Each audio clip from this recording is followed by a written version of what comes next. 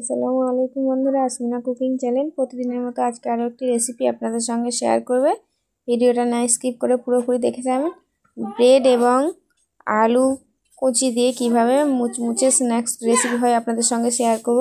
তো ভিডিওটা পুরোপুরি সম্পূর্ণরূপে দেখে যাবেন। আমি এখানে 3টে ব্রেড নিয়ে ভালো করে চুবিয়ে এরকম জল ঝারিয়ে নিয়েছি, দেখতে পেয়েছেন হাত দিয়ে চিপে।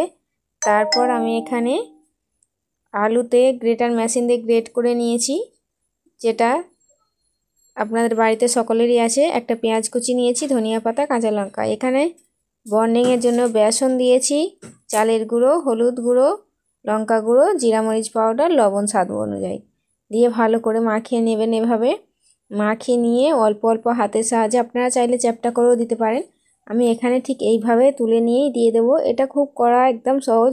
সন্ধ্যায় এই রমজান মাসে ইফতারের হিসাবেও কাজে লেগে যাবে। একদম মুচমুচে হয়, এগুলো নরম হয় না, খেতে খুব দারুণ লাগে।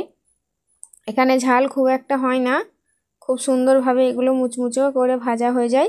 তো দেখুন বন্ধুরা, খুবই সহজে আপনারা এরকম মুচমুচে স্ন্যাক্স তৈরি করে নিতে পারবেন বাড়িতে।